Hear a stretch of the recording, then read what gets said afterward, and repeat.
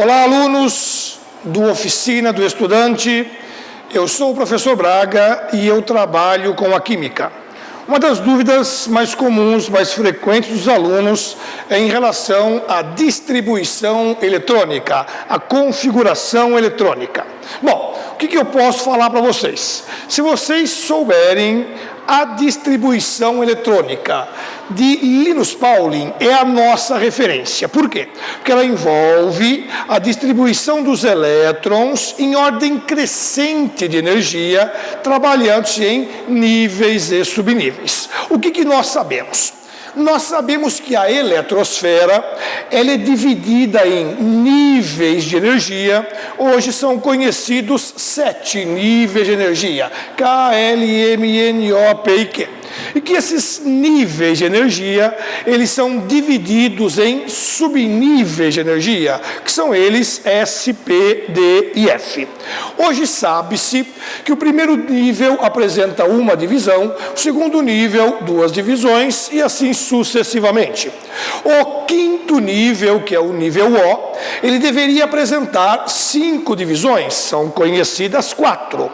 O nível P deveria ter 6 divisões, são conhecidas 3. E o nível 7 deveria ter 7 divisões, são conhecidas 2. Então, a partir desta construção, o que nós fazemos? Nós chegamos na distribuição eletrônica em níveis e subníveis, trabalhando em ordem crescente de energia. Como vamos fazer isso? Através do diagrama de Pauling, que sai de onde? Desta construção da eletrosfera. Basta seguir a ordem das setas que nós teremos a configuração eletrônica referência. As setas aparecem desta forma: um S2, na sequência 2S2, 2P6, 3S2, 3P6, 4S2, 3D10, 4P6, 5S2, 4D10, 5P6, 6S2, 4F14, 5D10, 6P6, 7S2 e terminamos em 5F14, 6D10, 7P6. Então, se nós sabemos trabalhar esse diagrama, sabemos trabalhar a distribuição eletrônica. Basta seguir esta ordem em ordem crescente de energia, trabalhando-se em níveis e subníveis. Por exemplo, vamos imaginar o átomo de cálcio, eletricamente neutro. Cálcio, número atômico 20. Como faremos para distribuir? Seguimos a ordem. Um S2, já foram 2 elétrons na primeira camada subnível S. 2S2, já foram mais 2 elétrons subnível S da segunda camada. 2P6, já foram mais 6 elétrons subnível P da segunda camada. Até agora distribuímos 10 elétrons. 3S2, 3P6, 4S2, seguindo a ordem crescente de energia em níveis e subníveis. Total de elétrons distribuídos: 2, 4, 10, 12, 18, 20.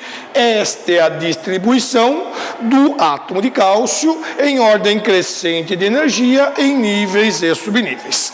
Mas vamos imaginar um caso um pouquinho diferente. O ferro, o número atômico dele, 26. Aí o que nós temos? A mesma coisa.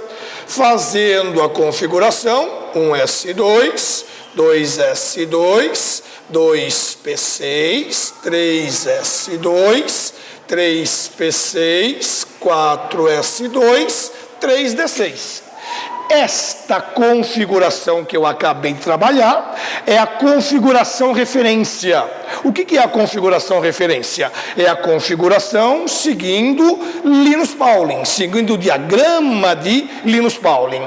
Mas esta distribuição que eu vou fazer embaixo, 1S2, 2S2, 2P6, 3S2, 3P6, 3D6, 4S2, também está correta.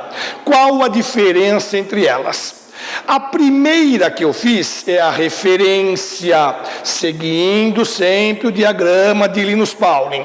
Esta segunda que eu fiz é uma distribuição eletrônica em níveis e subníveis, só que na ordem das camadas. Não é mais uma ordem crescente de energia. Pode ver, primeira camada, segunda camada, terceira camada, quarta camada.